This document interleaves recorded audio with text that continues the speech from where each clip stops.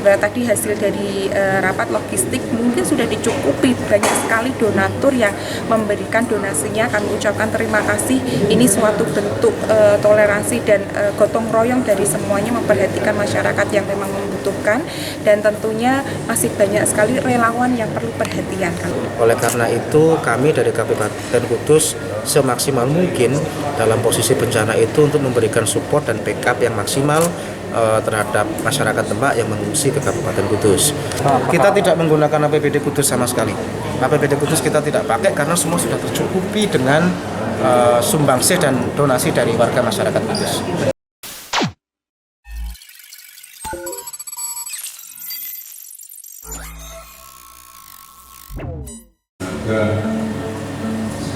Yang sering dilupakan administrasi, jangan sampai itu terjadi, nanti akan susah untuk dipertanggungjawabkan.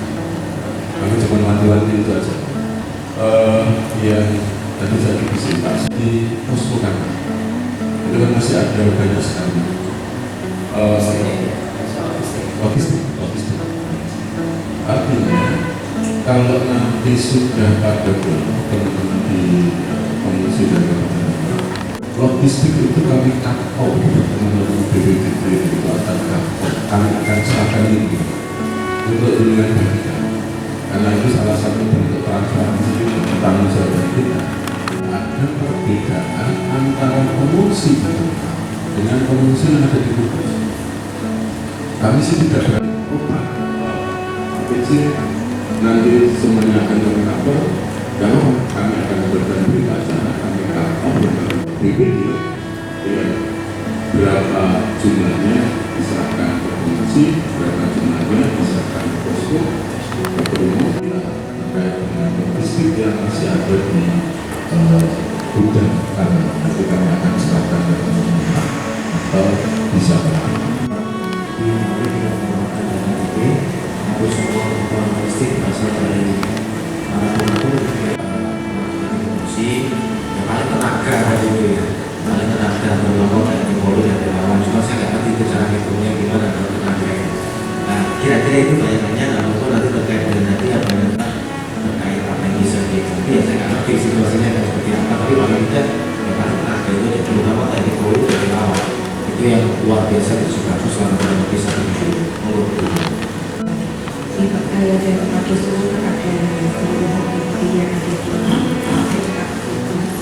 mungkin memang berbeda banyak dengan relawan yang baik dari di Kudus dan dari TNI Polri, karena TNI Polri banyak sekali yang mungkin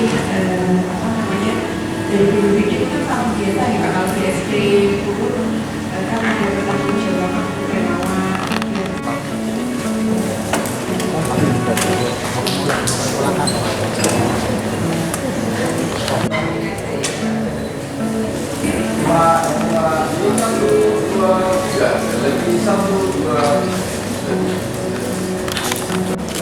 Bu, berarti saya sampaikan Bu dalam hasil rapat ini. Ini merupakan lawatan kita, kunjungan kita ke pemerintah Kabupaten Kudus yang kedua kali. Senin malam sudah kita lakukan koordinasi berkaitan dengan penanganan warga Demak yang mengungsi yang ada di Kabupaten Kudus. Alhamdulillah setelah pertemuan itu kita perbaiki mekanisme dalam penanganan pengungsi Kabupaten Demak yang ada di wilayah Kabupaten Kudus. Dan pada kesempatan kali ini kita dengan menggunakan Basnas Demak ini memberikan uang support gitu ya, karena kemarin pasti ada beberapa kendala yang dikeluarkan oleh pemerintah Kabupaten Kudus untuk membantu warga masyarakat Kabupaten Demak yang mengungsi di Kabupaten Kudus begitu. Dan banyak sekali mungkin kalau logistis tadi hasil dari rapat logistik mungkin sudah dicukupi, banyak sekali donatur yang memberikan donasinya. Kami ucapkan terima kasih. Ini suatu bentuk toleransi dan gotong royong dari semuanya, memperhatikan masyarakat yang memang membutuhkan, dan tentunya masih banyak sekali relawan yang perlu perhatian. Kalau relawan itu kan mungkin di 3 hari pertama 1-2 hari, tetapi setelahnya kan pasti butuh perhatian dari kita, dan pada kesempatan kali ini kita tadi serahkan perhatian kita ke pemerintah Kabupaten Kudus. Penanganan pasca bencana seperti apa? Ini tadi kita lalui di Jalan Pantura, memang masih ada genangan, dan kita lihat sebenarnya sudah kita lihat dari beberapa hari yang lalu ada masyarakat yang sudah membersihkan masjid, kemudian rumah-rumahnya, sekalipun malamnya tetap kembali karena memang ada belum bersih full dan masih kelelahan. Kita tetap upayakan untuk menghormati begitu nggih.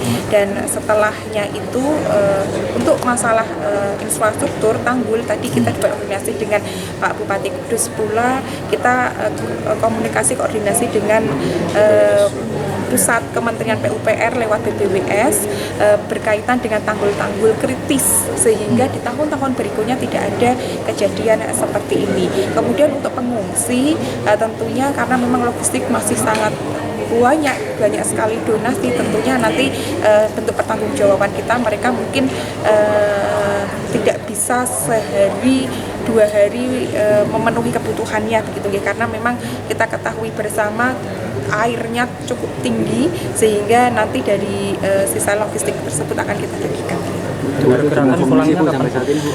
Jadi begini, mungkin nggak bersama-sama nggih, melihat kondisi tadi kami lewat dari Demak ke Kudus tadi ada yang memang sudah surut, masih ada yang tergenang. Nah tentunya mungkin ada beberapa yang mungkin hari ini bisa pulang, tetapi melihat mungkin di jalan saja yang kering, masuk masih tergenang pun belum bisa pulang. Kalau warganya sendiri Bu, yang masuk ke perawatan di Kudus itu bagaimana Bu? Ada termasuk rumah sakit, ada bagaimana? Ini, jalan gimana? Ini tadi termasuk sudah kita sampaikan pula berkaitan dengan masyarakat kami, baik yang ada di posko maupun yang ada di rumah sakit. Kami berkoordinasi dan kerjasama dengan pemerintah Kabupaten Kudus lewat Dinas Kesehatannya. Kami ucapkan terima kasih, selalu intens berkomunikasi dengan Dinas Kesehatan Kabupaten Demak. Kami juga tadi disampaikan ada yang jaga di posko dan puskesmas keliling.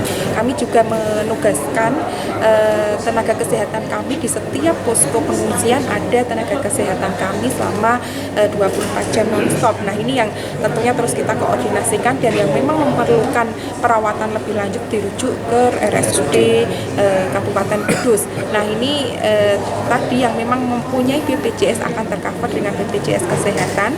Yang belum mempunyai, kami punya di Demak itu UBHASIK dengan keistimewaan, sebenarnya 1 hari bisa kita aktifkan, tetapi kendalanya adalah mereka itu data dirinya hilang semua kan. Nah dari KTP, dari KK-nya hilang semua, sehingga masih banyak dari cabur kami kesusahan, tetapi sudah kita koordinasikan, habisnya berapa akan di backup dari pemerintah kabupaten. Ada berapa warga Bu dan yang merawat jalan dan rawat rumah Bu? Tadi yang 11 ya, 11 rawat jalan, 9 rawat inap kalau tidak salah itu. Nanti mungkin bisa dilengkapi oleh Bu Kadin Kudus. Untuk pemilu susulan Bu, koordinasi dengan KPU gimana? Kita sudah, jadi sebelum tanggal 14 Februari dari Pak Pangdam dan Pak Kapolda ya kemarin juga memastikan daerah-daerah yang harus mengikuti pemilu susulan.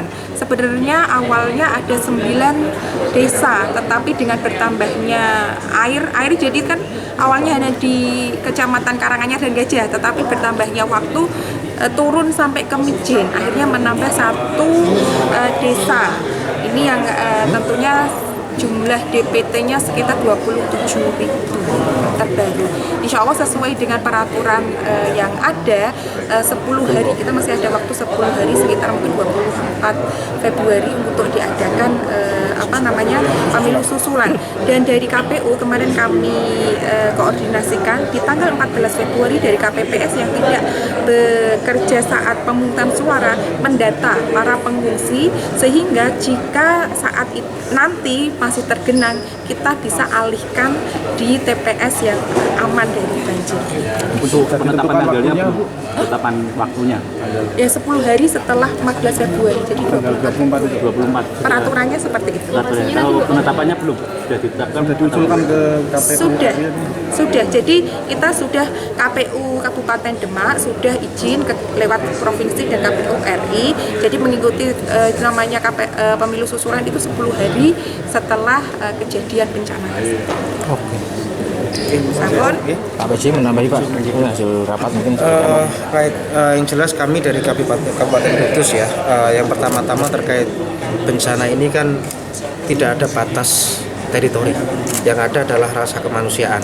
Oleh karena itu kami dari Kabupaten Kudus semaksimal mungkin dalam posisi bencana itu untuk memberikan support dan backup yang maksimal terhadap masyarakat Demak yang mengungsi ke Kabupaten Kudus.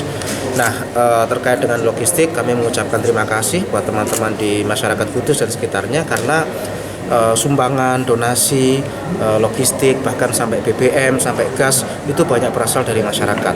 Ini sekali lagi bentuk luar biasa perhatian masyarakat Kudus terhadap pengungsi yang ada di Kabupaten Demak ini. Nah, terkait hal-hal yang sifatnya tadi, setelah ini kami ada koordinasi teknis dengan Demak, apakah terkait dengan logistik, terus kemudian terkait nanti mereka akan pulang, seandainya sudah waktunya pulang, dan pasca itu harus diberikan juga persiapan beberapa hari untuk logistik mereka di rumah. Insya Allah kita koordinasikan dan tentu juga semua dengan teman-teman TNI, Polri, relawan juga kita akan support semaksimal mungkin karena mereka juga ada berjasa luar biasa dalam proses bencana ini. untuk proses pemulangannya Pak? Tadi mungkin bertahap ya, bertahap sebagaimana tadi dikatakan oleh Bupati, ada sangat tergantung dengan kesiapan rumahnya masing-masing karena ada yang sudah dibersihkan, ada yang belum lagi kita bicara persoalan listriknya, belum lagi persoalan air bersihnya dan segala macam pasti sangat bertahap. Dan nanti akan kita koordinasikan secara lebih teknis lagi.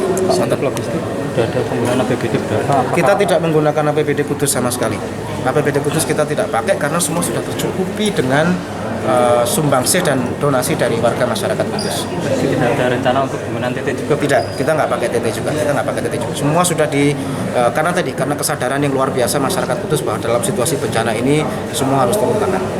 Oke, matur nuwun nggih. Jumlah warga yang mengungsi di Kudus sampai saat ini? Sebetulnya yang tercatat kita 5.000-an lebih, 5.400-an total. Itu tersebar ya, 5.400-an itu tersebar di banyak sekali lokasi di 9 kecamatan. Ada yang besar, ada yang kecil, tapi total di atas 5.400 warga. Dan ini sebagian di antara mereka sudah mulai ngecek rumahnya masing-masing karena banjir sudah mulai surut. Tapi ya pada balik lagi. Jadi kalau misalnya pagi mereka lihat bersih-bersih, nanti malam karena belum ada listrik, belum ada air, mereka kembali lagi ke pengungsian. Ya harapannya nanti dalam beberapa hari ini rumahnya sudah mulai bersih, mereka bisa berangsur kembali ke rumah masing-masing. Logistik yang mendesak? Kalau logistik yang mendesak, saya kira sudah tercukupi semua kok untuk kebutuhan pokoknya ya. Insya Allah semua tercukupi. Bahkan kita juga sudah mempersiapkan untuk asumsi setelah mereka pulang ke rumah H+3 itu tetap cukup kebutuhan logistik untuk di rumahnya masing-masing. Oke, matur suwun nggih, sami-sami nggih. Sami-sami nggih.